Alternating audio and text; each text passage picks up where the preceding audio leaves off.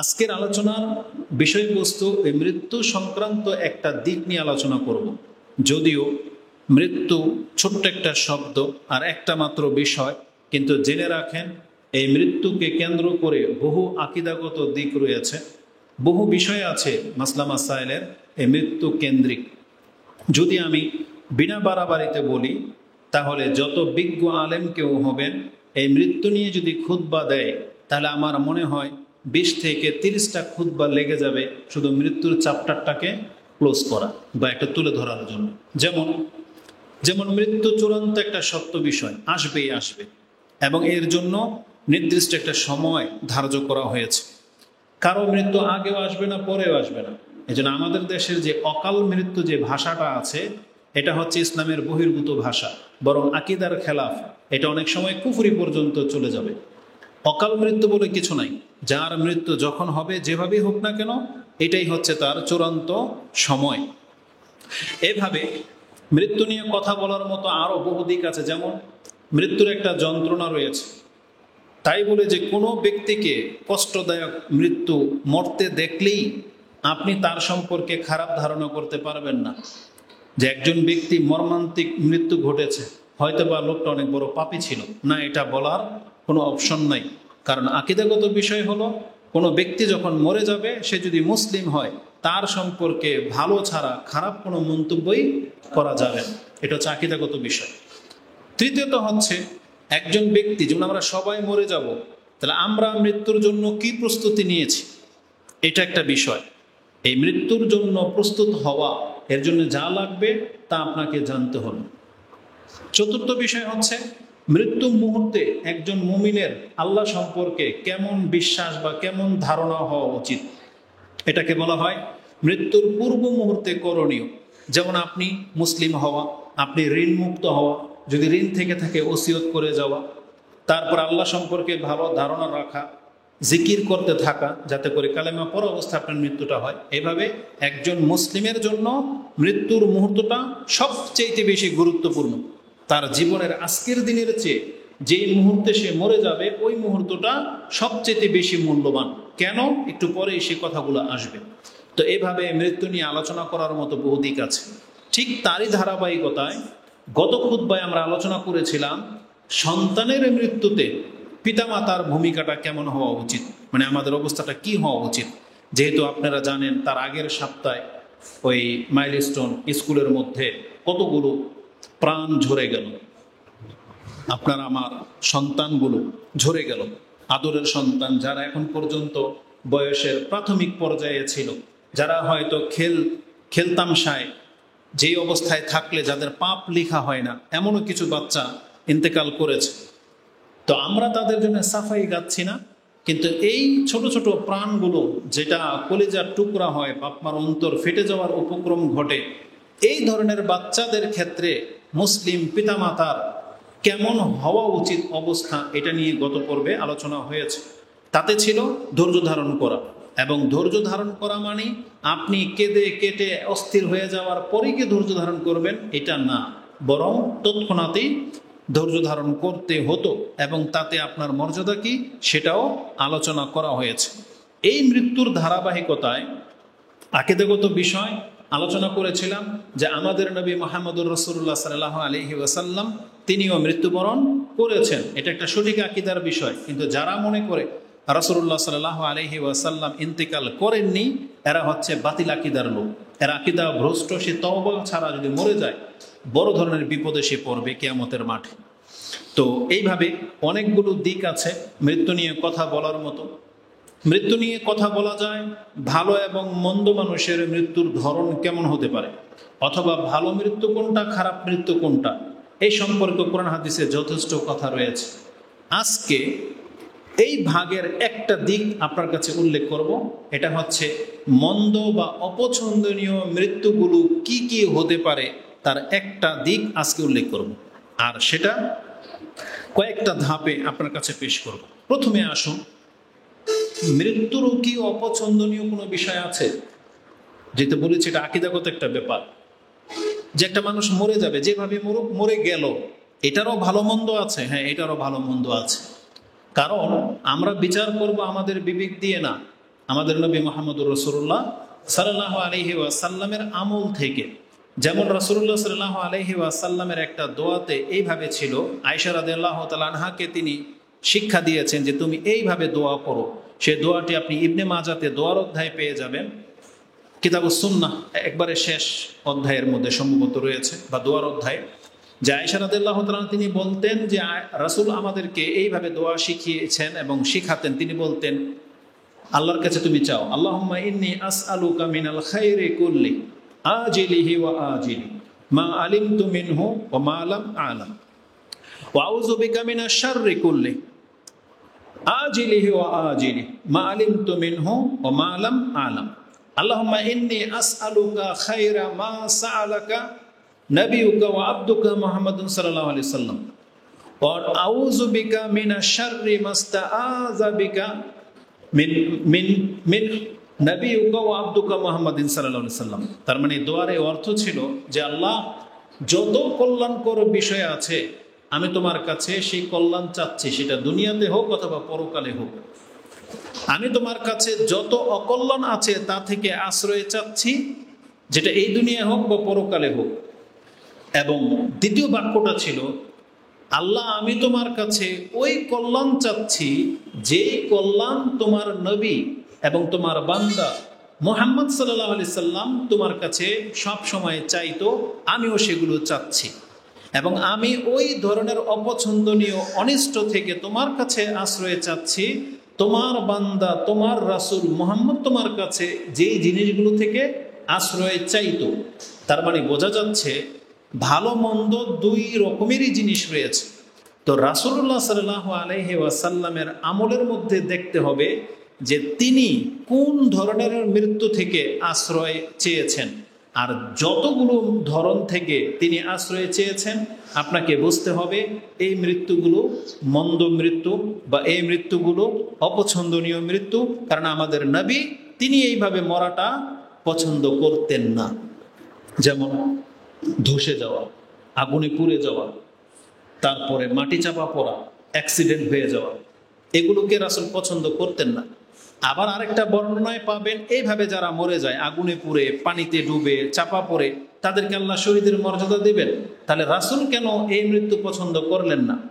এখানে দুইটা বিষয়। এক, এই মৃত্যুগুলো হচ্ছে ভয়াবহ, শাস্তিযোগ্য মৃত্যু, কিন্তু এটা আল্লাহর দয়া যে আল্লাহ মুমিনেরকে বেশি কষ্ট দিলে তার বদলায় আল্লাহ এই নেকিও রেখেছে যে আপনার যেটাতে কোনো দোষ নাই, এমন কোনো কারণে যদি আপনি মৃত্যুবরণ করেন তাহলে আল্লাহর পক্ষ থেকে এটা আপনাকে একটা এক্সট্রা গিফট দিয়ে দেওয়া হলো যে ঠিক আছে তোমাকে আমি শহীদের মর্যাদা দিয়ে দিলাম। কিন্তু তাই বলে যে আপনি নিজে ইচ্ছায় আল্লাহর কাছে চাইবেন যে আল্লাহ আমি যেন আগুন লেগে মরে যাই, এটা চাইবেন না, এটা অপছন্দনীয়। কারণ আমাদের রাসূল এটা কখনো পছন্দ করতেন না। একটা হলো কারণ ঘটা, আর একটা হচ্ছে কারণের যাজা ঘটা। যেমন আপনি হাদিস জানেন, কেউ যদি আপনাকে মেরে দেয় তাহলে আপনার পাপ ওর ঘাড়ে চাপানো হবে, তাই না? এটা সবাই জানেন। কিন্তু কেউ কি এটা পছন্দ করেন? রাস্তা দিয়ে কি এইভাবে হাঁটেন যে কেউ যদি আমাকে মেরে দিত, এটা কেউ পছন্দ করেন? কেউ পছন্দ করে না। তার মানে পুরস্কারের উপরে ভিত্তি করে আপনি কাজটাকে ভালো বা খারাপ বলতে পারেন না। কাজটা খারাপ, আপনাকে যে কেউ হত্যা করে দেখ, এই কাজটা কি ভয়ানক, এটা কেউ পছন্দ করেন না। কিন্তু কারো সাথে যদি এটা ঘটে তাহলে আল্লাহ তাকে সম্মানার্থে শহীদের মর্যাদা দিয়ে দিবেন, এটা ভিন্ন কথা। কিন্তু তাই বলে খুন হয়ে যাওয়া এটা ভালো কিছু না। এই জন্য আগুন লেগে মরে যাওয়া, পানিতে ডুবে যাওয়া, ধসে যাওয়া, এই ধরনের মৃত্যুগুলো হচ্ছে অপছন্দনীয় মৃত্যু, যদিও আল্লাহ আপনাকে শহীদের মর্যাদা দিয়ে দিবেন। কিন্তু রাসূল এটা ব্যক্তি জীবনে পছন্দ করেন নাই। এমনই কিছু আজকে আপনার কাছে পেশ করব, তাহলে আমরা বলতে পারি হ্যাঁ অপছন্দনীয় মৃত্যু বলেও কিছু আছে। যেমন একটা হাদিস আমি আপনার কাছে পেশ করি। রাসূলুল্লাহ সাল্লাল্লাহু আলাইহি ওয়াসাল্লাম নিজে তিনি এই এই এই এই মৃত্যুগুলো থেকে আল্লাহর কাছে আশ্রয় চাইতেন, যেটা নিজের জন্য তিনি পছন্দ করতেন না। তো তিনি যেটা পছন্দ করতেন না ওটাই আমাদের জন্য অপছন্দনীয় হইতে হবে, যেহেতু তিনি আমাদের রাসূল। আবু হুরায়রা রাদিয়াল্লাহু তাআলা তিনি বলেন, আনিন নবী সাল্লাল্লাহু আলাইহি ওয়াসাল্লাম ক্বালা কানা রাসূলুল্লাহ সাল্লাল্লাহু আলাইহি ওয়াসাল্লাম ইয়াতাআওয়াজু, রাসূল তিনি নিজেই আল্লাহর কাছে বহু কিছু থেকে আশ্রয় নিতেন। আরেকটা বর্ণনায় আসছে তাআওয়াজু, তোমরা আশ্রয় নেও, মানে রাসূল নিজেও নিত এবং আমাদেরকেও বলা হয়েছে তোমরাও এইসব বিষয় থেকে আল্লাহর কাছে আশ্রয় চাও। তাআওয়াযু বিল্লাহি মিন জাহাদিল বালা ওয়া দারাকিশ শাকা ওয়া সুইল কাদা ওয়া শামাতাতিল আদা। এই হাদিসটি ইমাম বুখারী সহ আরো বেশ কিছু হাদিসের কিতাবে পাবেন। বুখারীতে হাদিসটি কিতাবুল কাদার তাকদীরের অধ্যায়ে এসেছে, ৮২ নম্বর অধ্যায়, হাদিস হচ্ছে ৬৬১৬। তাতে ৪টা জিনিস থেকে পানাহ চাওয়া হয়েছে, মানে রাসূল আল্লাহর কাছে চাচ্ছেন, আল্লাহ এই জিনিসগুলো যেন আমার না ঘটে, আমি তোমার আশ্রয় চাচ্ছি। কি? আল্লাহুম্মা ইন্নী আউযু বিকা মিন জাহাদিল বালা। জাহাদিল বালা হচ্ছে এমন মারাত্মক ব্যাধি বা এমন মারাত্মক আঘাত, এমন মারাত্মক বিপদ যেটা মানুষকে একবারে মানে হালাক করে দেবে বা অনেক বড় ক্ষয়ক্ষতির দিকে ঠেলে দেবে। এই ধরনের রোগ, এই ধরনের বিপদকে বলা হয় জাহাদিল বালা, মানে মুসিবতের একবারে চরম পর্যায়ে। এই রকমের মুসিবত যেন আল্লাহ আমার জীবনে না আসে। যেমন এমন বড় রোগ হয়ে গেছে যে সেই রোগের ট্রিটমেন্ট করতে করতে আমার বাপ দাদা যত সম্পত্তি রেখে গেছিল সব বিক্রি করে দিও, আমি সুস্থ হচ্ছি না। তাহলে এই রকমের বিপদ যেন আল্লাহ কোনো মুসলিমকে না দেয়, বলে না আমিন। আপনি এমন বড় ঋণের বিপদে পড়ে গেছেন যে আপনার ঋণ পরিশোধ করতে আপনার কিডনি পর্যন্ত বেছে লাইলেও কাজ হবে না, তাহলে এই ধরনের বিপদ যেন কোনো মুসলিমের জীবনে না আসে। আপনার আমার সন্তান এমন কোনো ক্রাইম বা এমন কোনো বিপদগ্রস্ত যেন না হয় যে ওর বিপদ দূর করতে গেলে আমার জীবনের সর্বস্ব হারিয়ে যাবে, বরং আপনার মর্যাদাই হারিয়ে যাবে। এমন বিপদ যেন আপনার সন্তানদের মধ্যে না আসে। তার মানে যে জাহাদিল বালা, মানে বড় ধরনের মুসিবত, সেটা বড় ধরনের কোনো রোগ হতে পারে, অ্যাক্সিডেন্ট হতে পারে, অথবা যে কোনো বিপর্যয় হতে পারে যেটা মারাত্মক আকার ধারণ করে, এমন কিছু থেকে রাসূল আল্লাহর কাছে আশ্রয় চাইতেন এবং তিনি বলতেন ওয়াদারাকিশ শাকা, আমি আল্লাহ একেবারে মানে হতভাগ্যের অতল তলে পড়তে চাই না, মানে আমার জীবনে যেন এমন না হয় যে আমি একবারে হতভাগা হয়ে যাই।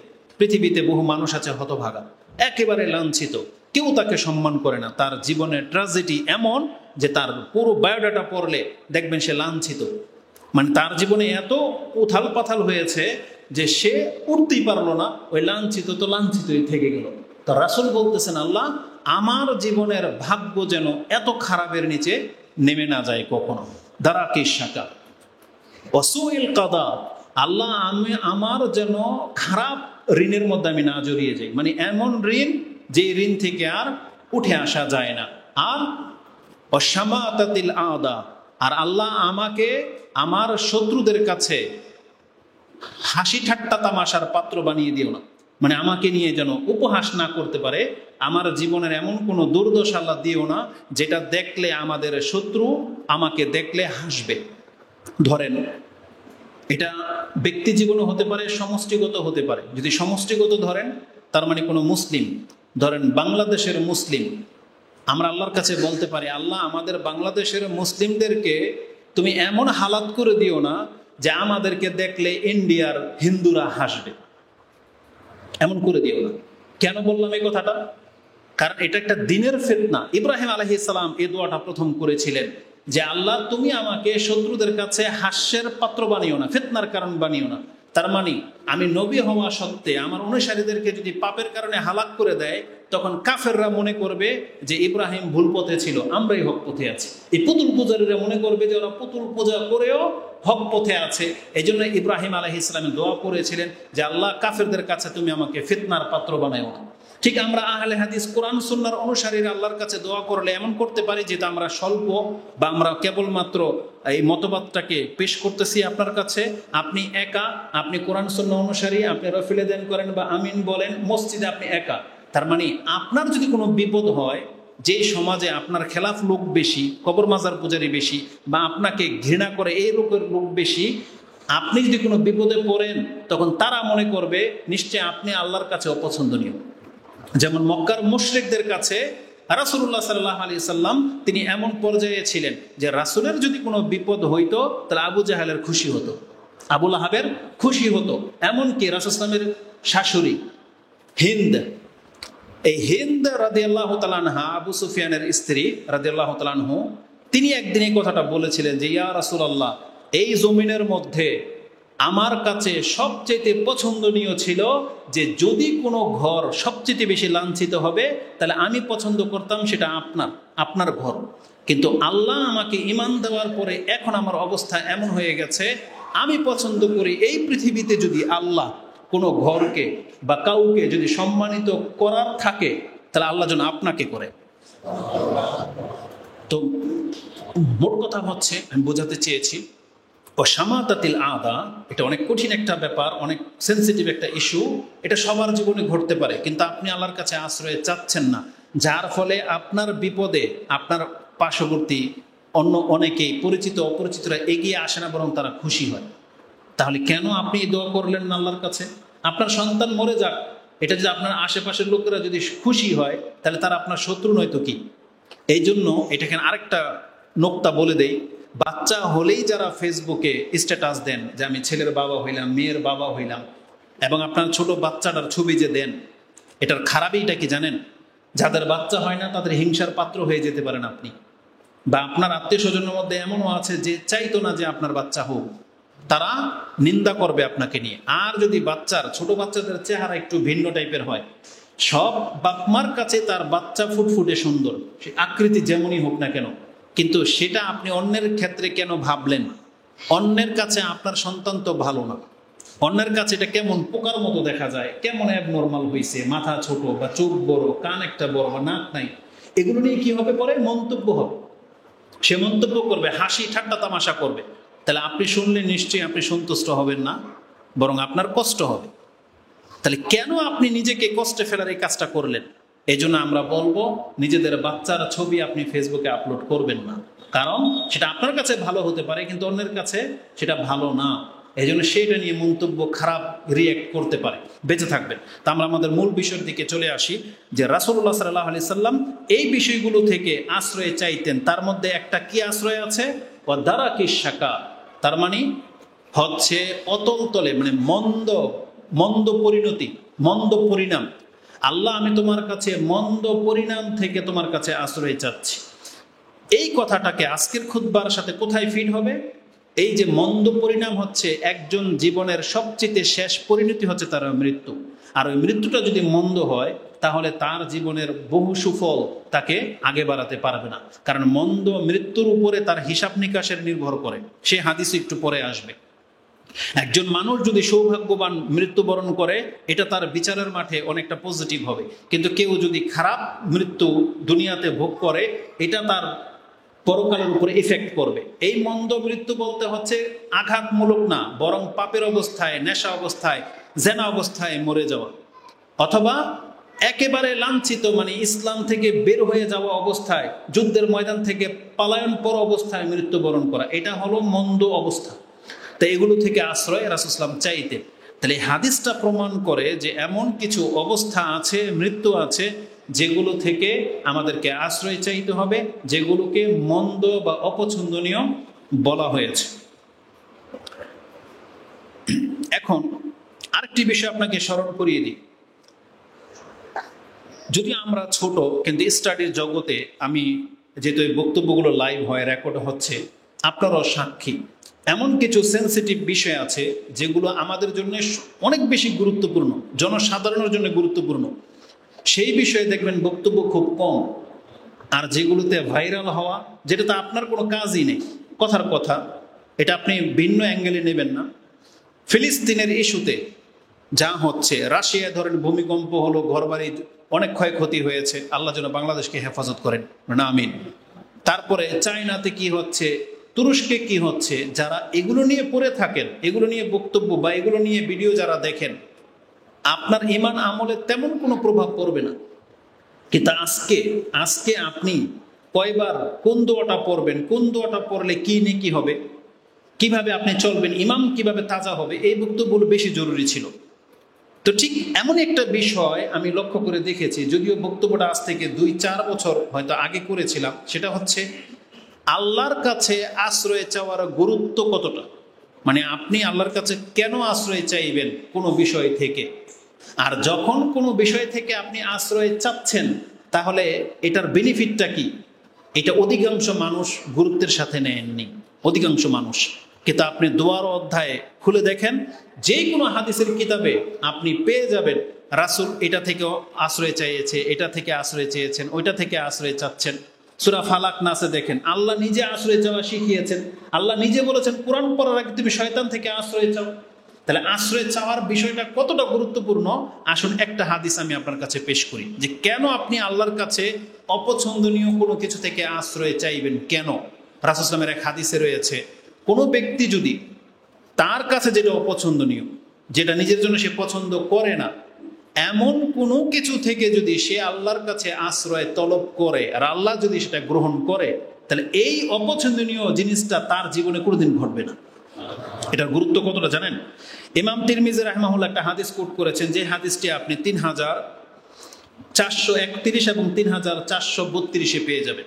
হাদিসের ভাষাটা এরকম, আন ওমর আন্না রাসূলুল্লাহ সাল্লাল্লাহু আলাইহি ওয়াসাল্লাম ক্বালা মান রাআ সাহিবা বালাইন, কেউ যদি তার কোনো সঙ্গীর কোনো বিপদাপদ দেখতে পায়, আও রাআ মুনকারান, কিছু অপছন্দনীয় কোনো কিছু যদি দেখতে পায় যেটা সে পছন্দ করলো না, যেমন ধরেন রাস্তা দিয়ে যাচ্ছেন, হঠাৎ করে আপনি দেখলেন একটা অ্যাক্সিডেন্ট, এমন একটা অ্যাক্সিডেন্ট যে যার উপর দিয়ে অ্যাক্সিডেন্ট হয়েছে তার একটা পা থেতলে গেছে, পা নাই তার লগে, এটা আপনি দেখেছেন, নিতে পারেন না। আপনি একটা পাগলকে দেখতে পেয়েছেন, যদিও আমরা এটা ফিল করি না, আমাদের স্বভাব হলো পাগলকে দেখলে আপনি হাসি ঠাট্টা তামাশা করেন, কিন্তু আপনার উচিত ছিল এই পাগলকে দেখে আল্লাহর কাছে আশ্রয় চাওয়া, যে আল্লাহ আমি যেন পাগল না হই। তো এমন কিছু বিপদ আপদ ঘটে, আপনি দেখতে পাচ্ছেন একজন ব্যক্তিকে পুলিশে টেনে হেঁচড়ে নিয়ে যাচ্ছে, বা একজন ব্যক্তিকে কয়েকজন মিলে ইচ্ছা মতো পিটাচ্ছে, যদিও এই লোকটা সৎ, কিন্তু তাকে মারা হচ্ছে, সন্ত্রাসীরা মারছে, ডাকাতরা মারছে। এটা আপনি দেখেছেন, যেটা নেটে আমরা দেখতে পাই, বিভিন্ন এই গণতান্ত্রিক সিস্টেমে বিভিন্ন একদল আর একদলের লোকদেরকে বরং এখন বলা হচ্ছে কিছু হলেই বলে চাঁদার জন্য মারা হচ্ছে। এটা তো সাউন্ড হয় বন্ধু করবেন, মানে বলতেছে যে চাঁদার জন্য মারা হচ্ছে। সব কিন্তু আর চাঁদার ইস্যু না, এখানে তদন্ত করলে বোঝা যাবে যে এখানে নেতৃত্বের ক্ষমতার দখলদারির এমনও কোনো ব্যাপার থাকে। তা আলাকুল্লিহাম আপনি দেখতে পেয়েছেন যে কাউকে এভাবে পিটাচ্ছে, একজন মুসলিমের উচিত ছিল অবশ্যই সেটা অপছন্দ করে যে আমার সাথে যেমন এমনটা না হোক।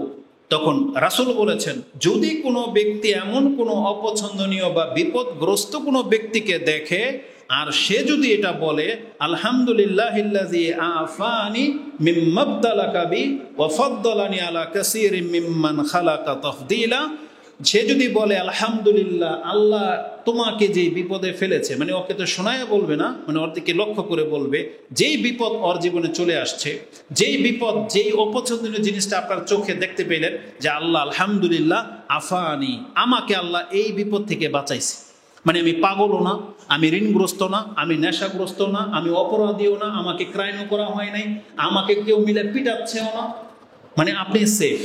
সব রকমের একটা কুষ্ঠ রোগ, স্যাঁতসেঁতে রোগ, যে কোনো রোগ যেটা আপনি পছন্দ করেন না, কুৎসিত একটা ব্যক্তি, এমন কুৎসিত যাকে কেউ কোনো মানুষ পছন্দ করবে না, আপনি নিজের দিকে তাকান, যেন আলহামদুলিল্লাহ আমি তো অনেক ভালো আছি।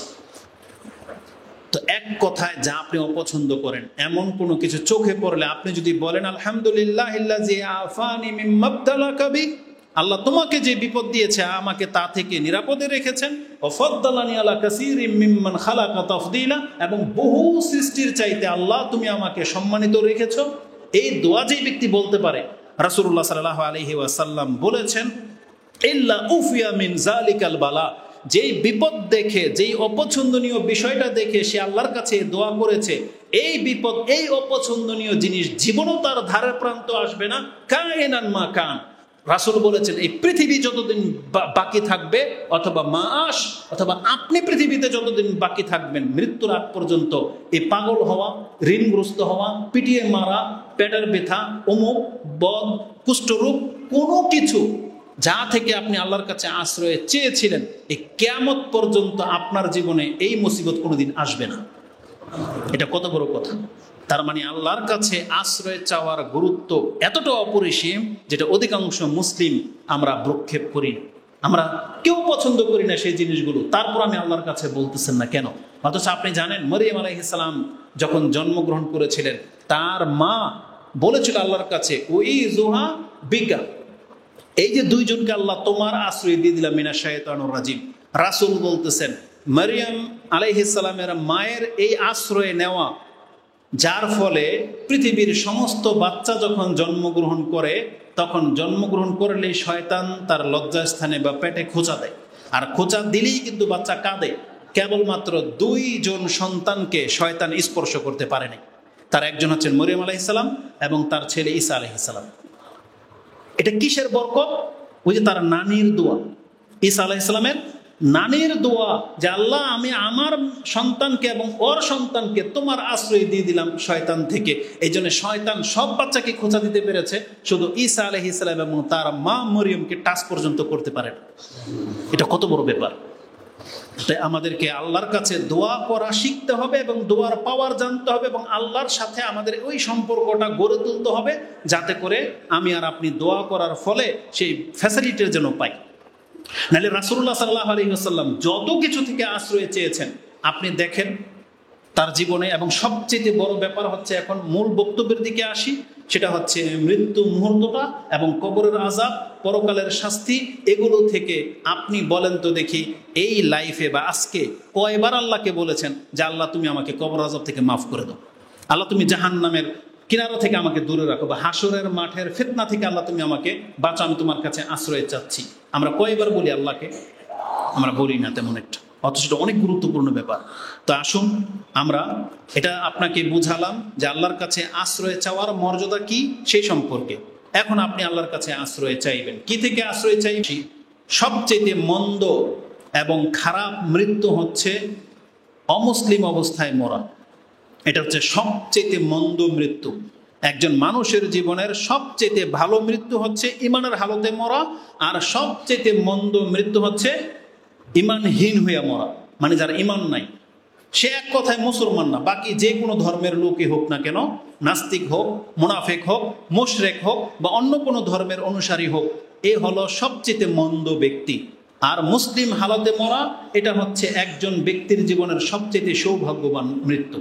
এই সম্পর্কে কোরআনে যথেষ্ট কথা আছে, যদি আমরা এখানে ডিটেলস আলোচনা করব না, কারণ আমাদের উদ্দেশ্য একটা ভিন্ন। তো সবচেয়ে খারাপ মৃত্যু যে কুফরি অবস্থায় মরা, এই সম্পর্কে 2টা আয়াত শুধু আমি আপনাকে কোট করে দেই, যেটা সূরা বাকারাতে রয়েছে। আল্লাহ সুবহানাহু ওয়া তাআলা সূরা বাকারার 160 162 নম্বর আয়াতে বলেছেন, ইন্নাল্লাযীনা কাফারু ওয়া মাতু ওয়া হুম কুফফার উলাইকা আলাইহিম লানাতুল্লাহি ওয়াল মালাইকাতি ওয়ান নাসি আজমাইন। নিশ্চয়ই যারা কাফের এবং কুফরি অবস্থায় মরে যায়, এবং আল্লাহ সুবহানাহু ওয়া তাআলা বলতেছেন ওয়ান্নাসি আজমাইন খালিদিনা ফিহা লা ইউখাফফাফু আনহুমুল আযাব ওয়া লা হুম ইউনজারুন। তারা খালিদিন চিরস্থায়ীভাবে জাহান্নামে থাকবে, তাদের শাস্তি তো কম করা হবেই না, বরং আল্লাহ সুবহানাহু ওয়া তাআলা বলেছেন ওয়া লা হুম ইউনজারুন, আর তাদেরকে সেখান থেকে উদ্ধারও করা হবে না। তার মানে যারা কুফরি অবস্থায় মরে যায়, এটা হচ্ছে সবচেয়ে মারাত্মক পরিণামের কারণ। আরেকটা আয়াত আল্লাহ বলেছেন, কাফেররা সব সময় লেগে আছে তোমাদেরকে তোমাদের দিন থেকে সরিয়ে দেওয়ার জন্য, তবে তোমরা জেনে রাখো ওমাই ইয়ারতাদিদ মিনকুম আন দীনিহি ফায়ামুত ওয়া হুয়া কাফির।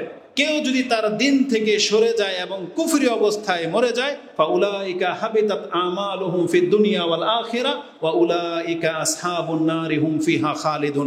এই আয়াতটা আপনি সূরা বাকারাতে পেয়ে যাবেন, যেটা আপনি 217 নম্বরে এই আয়াত রয়েছে। আল্লাহ বলেছেন, যারা তার ধর্ম থেকে মুখ ফিরিয়ে নেবে আর ওই অবস্থায় যদি কাফের অবস্থায় মরে যায়, ফিরে যদি আবার না আসে, কুফরি অবস্থায় যদি মরে যায়, তাহলে তার আমল যা ছিল সব বরবাদ হয়ে যাবে, এবং কিয়ামতের মাঠে এই ব্যক্তির কঠিন শাস্তি তাকে পেতে হবে, যেটা আপনি 217 নম্বরে পেয়ে যাবেন। তাহলে কাফের অবস্থায় মরা সম্পর্কে 2টা আয়াত আমি আপনার কাছে এখানে পেশ করে দিলাম।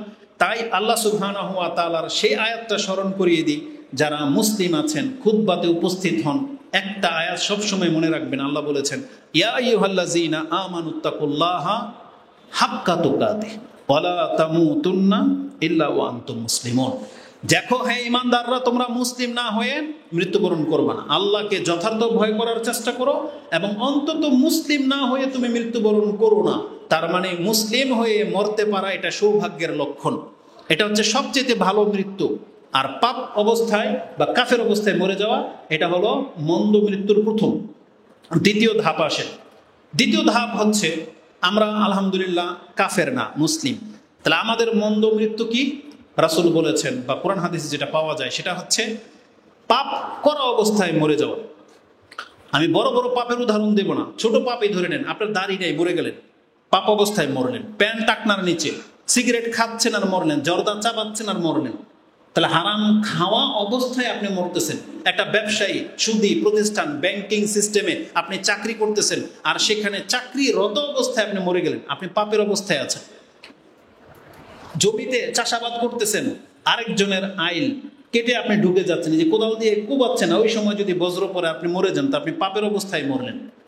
এইভাবে জীবনের প্রত্যেকটা অ্যাঙ্গেলে, জেনা করতে অবস্থায় যদি কেউ মরে যায়, ফিল্ম দেখা অবস্থায় যদি কেউ মরে যায়, এগুলো সব হচ্ছে পাপের অবস্থায় মরা। মাজারে গিয়ে সেজদা করতেছেন, ওই সময় যদি আপনার মৃত্যু চলে আসে, বা মাজার থেকে ফেরার পথে যদি আপনার মৃত্যু চলে আসে, এগুলো হচ্ছে পাপের অবস্থায় মরা, মানে চলমান পাপের মধ্যে থেকে মরা। এটা হলো সবচেয়ে মারাত্মক। কাফেরের পরের পরিণতি হচ্ছে এটা, মানে পাপী বলে গণ্য হওয়া।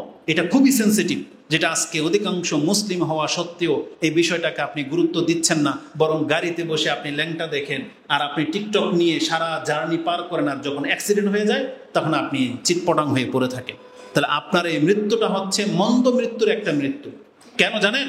কারণ হাদিসে দুই রকমের আছে। একটা হাদিস বলা হয়েছে, ইউবাসু কুল্লু আবদিন আলা মা মাতা আলাই, একজন ব্যক্তিকে কিয়ামতের মাঠে ওই পরিচয়ে উঠতে হবে যেই পরিচয়ে তার মৃত্যু ঘটেছে। তার মানে আজকে যেই মুহূর্তে আপনার মৃত্যু ঘটবে, দেখতে হবে আজকে কি আপনি মুসলিম কিনা, আজকে কি আপনি, কালকে কাফের ছিলেন, কালকে মুনাফিক থাকতে পারেন, কালকে মুশরিক থাকতে পারেন, কালকে ইমানদারও থাকতে পারেন, কিন্তু কালকের উপরে বিচার করা হবে না। আপনার 60 বছর কেটে গেছে মুসলিম অবস্থায়, কিন্তু যেই দিন আপনি মরলেন সেই দিন যদি আপনি নাস্তিক হয়ে থাকেন, তাহলে বিচারটা 60 বছরের নেকি দিয়ে হবে না, বিচারটা হবে মরার নাস্তিকতা দিয়ে। এটা হচ্ছে ইসলামের একটা আদব। ঠিক এর উল্টা নিয়ে নেন, 60 বছর একটা ব্যক্তি হিন্দু ছিল, খ্রিস্টান ছিল, কিন্তু যেই দিন মরলো সেদিন সে মুসলিম ছিল। রেজাল্ট কি? ডাইরেক্ট জান্নাত। তার 60 বছরের পাপ তাকে বাঁচাইতে, মানে আটকাইতে পারবে না। এটা ইসলামের একটা বিধান, এবং আল্লাহর অনেক বড় রহমত লুকিয়ে আছে এখানে। এই জন্য সবসময় সৌভাগ্যবান থাকতে হলে আপনি চেষ্টা করবেন এমন অবস্থায় থাকা, যেই অবস্থায় মৃত্যুটা চলে আসলে যাতে আমি আর আপনি আল্লাহর ক্ষমা পেতে পারি। এই জন্য নিজেকে প্রস্তুত থাকতে হবে। রাসূল বলেছেন, যেই ব্যক্তি চায়, যে কোরআনের একটা আয়াত আছে না, যেটা সূরা আলী ইমরানের, যদিও লম্বা হয়ে যাবে বিধায় আমি নোট করিনি, কিন্তু মনে পড়ে গেছে, বলে দিই। সূরা আলী ইমরানে আছে না, কুল্লু নাফসিন যায়িকাতুল মউত তুওয়াফাউনা উজুরাকুম ইয়াওমাল কিয়ামা ফামান যুহজিহা আনিন নারি ওয়া উদখিলাল জান্নাতা ফাকাদ ফাজ ওয়ামাল হায়াতুদ দুনিয়া ইল্লা মাতাউল গুরুর। এটা সূরা আলী ইমরানের 185 নম্বর আয়াত। এই আয়াতের তাফসিরে বুখারী মুসলিমের একটা হাদিস পেয়ে যাবেন। রাসূল বলেছেন, হাদিসটা বুখারী নয়, মুসলিমে আছে এবং মুসনাদে আহমদে আছে। মুসলিমে একটা লম্বা হাদিসের মিডলে গিয়ে আপনি এটা পেয়ে যাবেন। তাতে রাসূল বলেছেন, ফামান আহাব্বা আইয়ুজাহজাহা আনিন নারি ওয়া উদখিলাল জান্নাহ ফালতুদরিকুহু মানিয়াতুহু ওয়া হুয়া ইউমিনু বিল্লাহি ওয়াল ইয়াউমিল আখির ওয়া ইয়াতি আলান নাস মা ইউহিব্বু ইলাইহি আও কামা ক্বালা রাসূলুল্লাহ সাল্লাল্লাহু আলাইহি ওয়াসাল্লাম। রাসূল বলেছেন, আল্লাহ যেখানে বলেছে কিয়ামতের মাঠে যাকে জাহান্নাম থেকে দূরে রেখে জান্নাত দেওয়ার ঘোষণা করে দেওয়া হবে, আল্লাহ বলছেন ফাকাদ ফাজ, এই ব্যক্তি হলো জিতে যাওয়া ব্যক্তি। তার মানে যাকে জাহান্নামে দেওয়া হলো না, বরং যে অবস্থায় আছে তার পাপ টাপ নিয়ে আল্লাহ বলছে তোকে মাফ, তোকে জান্নাত দিয়ে দেওয়া হলো। আল্লাহ বলেছেন এই ব্যক্তি হচ্ছে জিতে যাওয়া ব্যক্তি। আর রাসূল বলেছেন, কে আছো পছন্দ করো যে তুমি সেই ব্যক্তি হবে যে আল্লাহ আমাকে জাহান্নামে না দেখ, আমাকে গেলেই জান্নাত দিয়ে দেখ। মান আহাব্বা, কে আছো এটা পছন্দ করো। তাহলে তুমি প্রস্তুত থাকতে হবে। কাদের সাথে আল্লাহ এটা করবেন? আনতুদরিকুহু মানিয়াতুহু ওয়া হুয়া ইউমিনু বিল্লাহি ওয়াল ইয়াউমিল আখির। প্রত্যেক ব্যক্তির উচিত যেই দিন মালাকুল মউত তার সাথে সাক্ষাৎ ঘটবে, যেই মুহূর্তে, ওই সময় যেন তার পরিচয়টা এই হয় যে সে আল্লাহ এবং পরকালে বিশ্বাসী। তার মানে যে আল্লাহ এবং পরকালে বিশ্বাসী যেই মুহূর্তে, আর ওই মুহূর্তে যদি মৃত্যু চলে আসে, এই ব্যক্তি সেই ব্যক্তি যাকে আল্লাহ জাহান্নাম থেকে মুক্ত করে জান্নাত দিয়ে দিবেন। ওয়ায়াতি ইলান নাস, আর তার আরেকটা আমল হচ্ছে, যদি সে পৃথিবীতে বেঁচে থাকে তাহলে মানুষের সাথে সে যেন ওই আচরণ, ওই বিহেভ করে যেটা সে নিজের জন্য পছন্দ করে। তার মানে ভদ্র মানুষ হয়ে চলতে হবে। কাউকে আপনি গালি দিতে পারবেন না, আঘাত করতে পারবেন না। তাহলে কি হবে? আপনার জীবনের সমস্ত ক্ষয়ক্ষতি, আপনার কোনো ক্ষতি করতে পারবে না। কিয়ামতের মাঠে আপনাকে আল্লাহ জাহান্নাম থেকে বাঁচিয়ে রেখে জান্নাত দিয়ে দিবেন, এটা ঘোষণা হয়েছে। তাহলে আমরা কি জানলাম? সবচেয়ে ভালো মৃত্যু হচ্ছে ইমানের হালতে মৃত্যু, এবং নেক ভালো কাজ করা অবস্থায় মৃত্যু। আর মন্দ মৃত্যু হচ্ছে কুফরি এবং পাপের অবস্থায় মরে যাওয়া। আর এখন আমাদের পয়েন্ট হচ্ছে পাপের উপরে। পাপের অবস্থায় মরলে এটাকে যে মন্দ মৃত্যু বলা হয়েছে, কোরআনের একটা আয়াত থেকে এটা আমি আপনাকে পেশ করতে পারি। কোরআনে আল্লাহ সুবহানাহু ওয়া তাআলা সূরা আল জাসিয়া 45 নম্বর সূরার 21 নম্বর আয়াতে বলেছেন, আম হাসিবাল্লাযীনা ইজতারাহুস সাইয়্যাত, যারা সব সময় পাপের মধ্যে লেগে আছে। ভাষাটা শুনেন, আল্লাহ কি বলেছেন? যারা একবার পাপ করে ফেলেছে তারা না। আম হাসিবাল্লাযীনা ইজতারাহুস সাইয়্যাত, যারা সব সময় পাপের মধ্যে আছে, নেশা করেই যাচ্ছে, একটার পর একটা সিগারেট, একটার পর একটা জর্দা দিয়া পান খেতেই থাকে। আরে কোনো মানুষ হয়তো কোনো একবার হারাম খেয়ে ফেলছে, কোনোভাবে এও হারাম খোর, কিন্তু যেই ব্যক্তি কন্টিনিউ করে, এটা অবশ্যই অনেক বড় পাপ। যেই ব্যক্তি জীবনে একবার জানা করে ফেলেছিল, ছোটবেলায় বোঝে নাই, তওবা করে ফিরে আসছে। আর কিন্তু যারা রেগুলার করে, মাঝে মাঝে করে, যারা মাঝে মাঝে মদ খায়, যারা সবসময় সুদের সাথে জড়িত, যারা এখনো হারাম বিজনেস ছাড়েন নাই, তার মানে সব সময় পাপের মধ্যে যারা জড়িয়ে আছেন, যারা বেনামাজি, আসল বড় পাপী এদেরকে বলাই হয়নি। যারা বেনামাজি তারা সবচেয়ে বড় পাপী, যে পাপের অবস্থায় আছেন সারাদিন। কারণ আজকে ফজর পড়েন নাই মানে আপনি পাপের অবস্থায় আছেন, জোহর হয়ে গেল পড়েন নাই, পাপের অবস্থায় আছেন। তার মানে 5 ওয়াক্ত সালাত যারা পড়েন না, আপনার সারা দিনটা পাপের অবস্থায় কেটেছে। যারা বেপরদা নারী আছে, যতক্ষণ পর্যন্ত পর্দা করবে না ততক্ষণ পর্যন্ত পাপী। মানে তার ফিগার যেটা আল্লাহ ঢেকে রাখতে বলেছে, তার চেহারা যতক্ষণ পর্যন্ত খোলা ততক্ষণ পর্যন্ত সে পাপী। আপনি কি একবার ভাবছেন বিষয়টা? তো আল্লাহ বলতেছেন, আম হাসিবাল্লাযীনা ইজতারাহুস সাইয়্যাত, যারা সব সময় পাপের মধ্যে লেগে আছে, আন্না জাআলাহুম কাল্লাযীনা আমানু ওয়া আমিলুস সালিহাত সাওয়াআন মাহইয়াহুম ওয়া মামাতুহুম সাআ মা ইয়াহকুমুন। আল্লাহ বলেছেন যারা স্থায়ী পাপী তারা এটাকে কি করে ভেবে নিল যে আমি আল্লাহ তার সাথে কি ওই আচরণ করব যে আচরণ একজন সৎ মুসলিমের সাথে করব, তার জীবন এবং মৃত্যুটাকে সমান হবে। আল্লাহ ভাগ করে দিয়েছেন, মানে সাওয়াউন মাহইয়াহুম ওয়া মামাতুহুম, তার মৃত্যুটা কি সমান হবে, আবার মরার পরের জীবনটা কি তার সমান হবে? সাআ মা ইয়াহকুমুন, কত মন্দ তোমার বিচার। তার মানে আল্লাহ এখানে পাপীদেরকে বলতেছেন, তুমি পাপ করতেছো, তুমি ভাইবো না যে যারা 5 ওয়াক্ত নামাজ পড়ে তার জীবন তো কঠিন, কিন্তু তার যে মৃত্যুর দিনটা হবে তার মতন সহজ মৃত্যু তোমার জীবনে হবে, এটা তুমি ভাইবো না। আর মরার পরে একে যে জীবন দেওয়া হবে তোমাকে ওই একই জীবন দেওয়া হবে, এটা তুমি কোনোদিন ভাইবো না। এটা কত বড় ধমক! একটা পাপীর জন্য এটা কত বড় ধমক! আপনি কি জানেন এখানে 4 শ্রেণীর মানুষকে ধমক দেওয়া হয়েছে। এক, বিটুইন, পার্থক্য করা হয়েছে কাফের মুসলিমে, আবার পার্থক্য করা হয়েছে সৎ অসতে। মানে এক তো কাফেরদের তুলনায় আমরা বেটার, আর আমাদের মধ্যে সৎ লোকেরা আমাদের চাইতে বেটার। কারণ সৎ লোকের মৃত্যু আমাদের মতো হবে না, যেমন কাফের মৃত্যু আমাদের মতো হবে না। আমাদের মুসলিমদের মৃত্যু হবে কাফেরদের চাইতে সহজ, আর সৎ ব্যক্তির মৃত্যু হবে পাপীদের চাইতে সহজ। এটার জন্য আরেকটা আয়াত আমি আপনাকে এডিশনে যোগ করে দিই, সেটা হচ্ছে সূরা সদ 38 নম্বর সূরার 28 নম্বর আয়াতে আল্লাহ বলেছেন, আম নাজআলুল্লাযীনা আমানু ওয়া আমিলুস সালিহাতি কাল মুফসিদিনা ফিল আরদ আম নাজআলুল মুত্তাকিনা কাল ফুজ্জার। আল্লাহ বলেছেন, কি মনে করো আমি একজন ঈমানদার সৎ ব্যক্তির সাথে ওই আচরণ করব যেমন একটা কাফের ফাসাদকারীর সাথে করব, আর নাকি আমি মুত্তাকিদের সাথে সেই আচরণ করব যে আচরণ একটা পাপীর সাথে করব? তার মানে এখানে আল্লাহ ভাগ করে দিয়েছেন, মানে 4টা শ্রেণী। এক হলো মুমিন মুসলিম এবং সৎ, আরেকটা হচ্ছে কাফের বেঈমান আর পাপী। এজন্য আল্লাহ সুবহানাহু ওয়া তাআলা বলেছেন এদের প্রত্যেকের জীবন এক না, নিঃসন্দেহে পাপীদের মৃত্যু কঠিন থেকে কঠিন হবে। এজন্য পাপের অবস্থায় মরে যাওয়া, এই জন্যই বলেছি এটা একটা মন্দ মৃত্যু। আর রাসূলুল্লাহ সাল্লাল্লাহু আলাইহি ওয়াসাল্লাম থেকে ইমাম বুখারী তার কিতাবুল কাদারের মধ্যে একটা হাদিস কোট করেছেন, যেটা আপনি 6602 নম্বরে পেয়ে যাবেন। তাতে আছে 6607, তাতে আছে রাসূলুল্লাহ সাল্লাল্লাহু আলাইহি ওয়াসাল্লাম বলেছেন, ইন্নাল আবদা লা ইয়ামালু আমালা আহলিল জান্নাহ ওয়া ইন্নাহু মিন আহলিন নার ওয়া ইন্নামাল আমালু বিল খাওয়াতিম। কেন আপনি পাপের অবস্থায় মরলে এটা মন্দ মৃত্যু? কারণ রাসূল বলেছেন, কত ব্যক্তিকে দেখা যায় প্রথমে ভালোই ছিল, ভালো ভালো কাজ করতেছে, কিন্তু লোকটা জাহান্নামী। কিভাবে নির্ণয় হবে?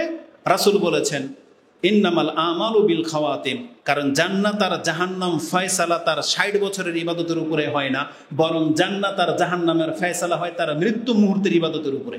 তার মানে ওই মুহূর্তে আপনি কি অবস্থায়, কি পজিশনে আছেন। এই যেমন ধরেন আমরা এখন এখানে অবস্থানে আছি, এই মুহূর্তে কেউ না কেউ মার্কেটে আছে, এই মুহূর্তে কেউ না কেউ কোনো ক্লাবে আছে, পার্কে আছে, জেনা করা অবস্থায় আছে, আছে না? এখন পৃথিবী ধ্বংস হয়ে গেল, আপনি আল্লাহর কাছে কি আশা করতে পারেন বলেন তো? ক্ষমা, জান্নাত আশা করতে পারেন না? কিন্তু এই যে আশাটা নিয়ে আমরা এখানে বসে আছি, ওই জেনায় যারা লিপ্ত, যারা সিগারেট খাচ্ছে, যারা টিভি দেখতেছে, ওরা কি আল্লাহর কাছে এই আশাটা করতে পারবে?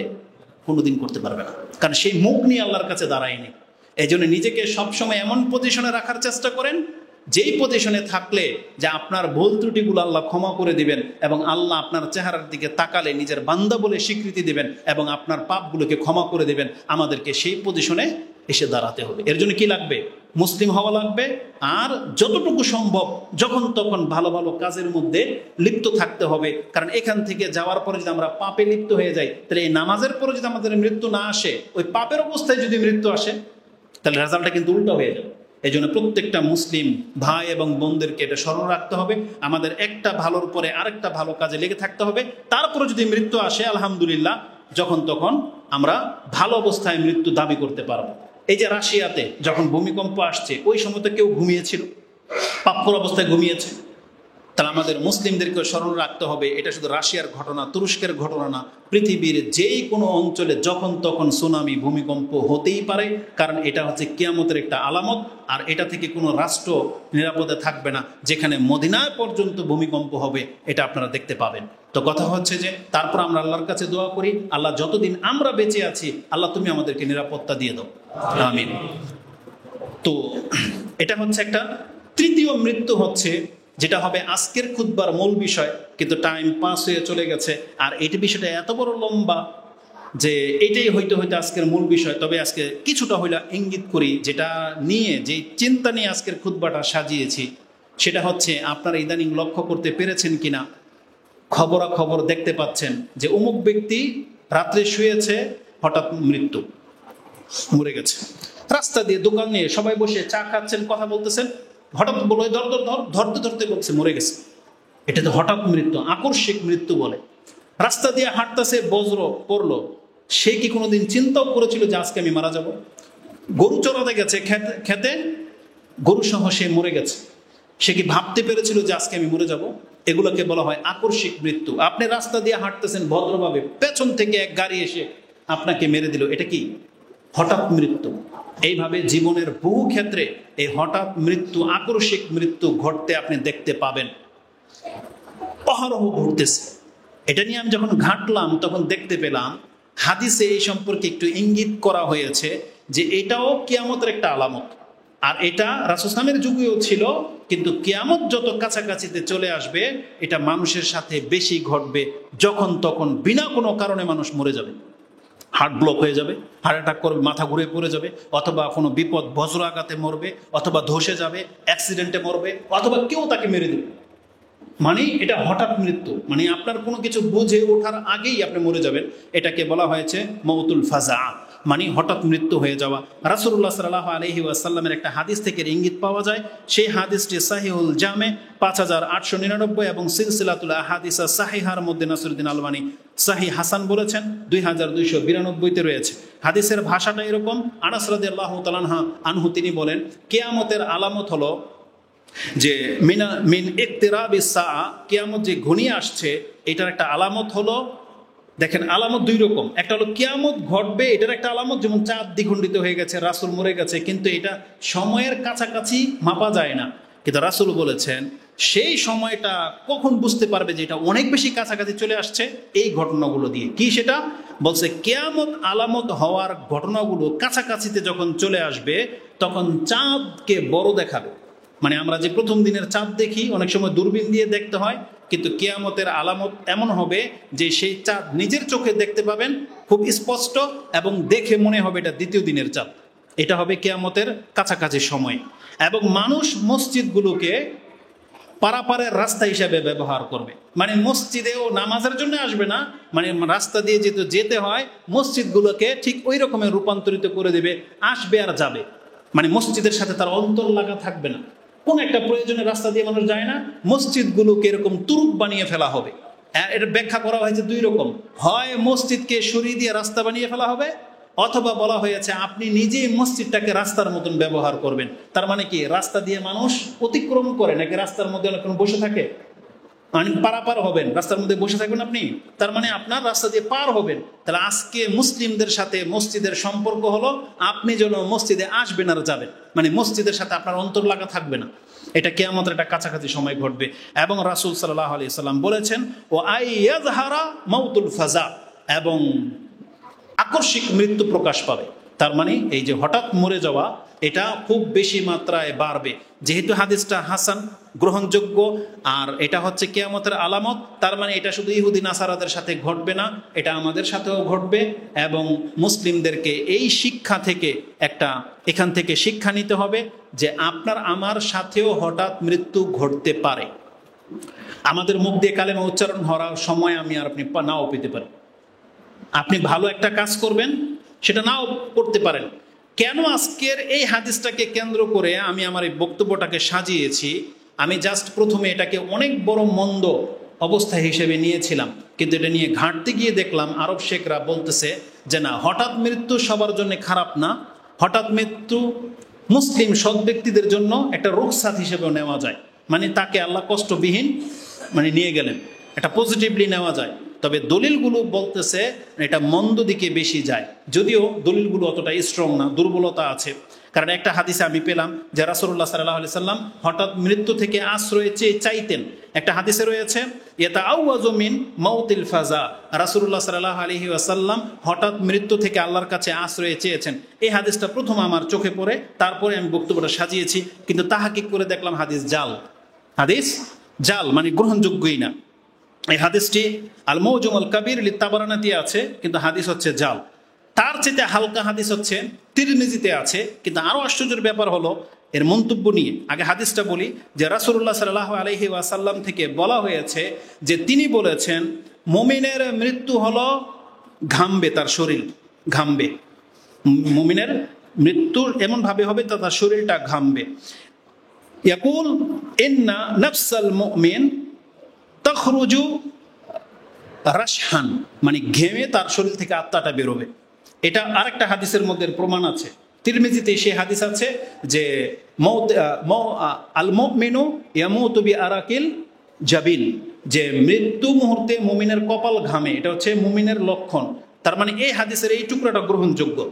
তারপরে রাসূল বলতেছেন ওয়ালা উহিব্বু আইয়ামুতা কামাউতিল হিমার, তবে আমি গাধার মতো মরতে পছন্দ করি না। তাকে জিজ্ঞাসা করা হয়েছিল যে কালা মাউতুল হিমার অমা মাউতুল হিমার ইয়া রাসূলুল্লাহ, গাধার মতো মৃত্যু কি? তখন রাসূল বলেছেন মাউতুল হিমার ইয়ানি মাউতুল ফাজা, মানে হঠাৎ করে মরে যাওয়া, এটা গাধার মৃত্যু, এটা আমি পছন্দ করি না। তো এই হাদিসটি ইমাম তিরমিজি কোট করেছেন 980 নম্বরে। আশ্চর্যের ব্যাপার হলো এই হাদিসের তাহকিকে বাশশার বলে একজন তাহকিককারী আছেন, তিনি বলতেছেন এই হাদিস তিরমিজিতে নাই, মানে ইমাম তিরমিজি এই হাদিস জীবনে লেখেইনি।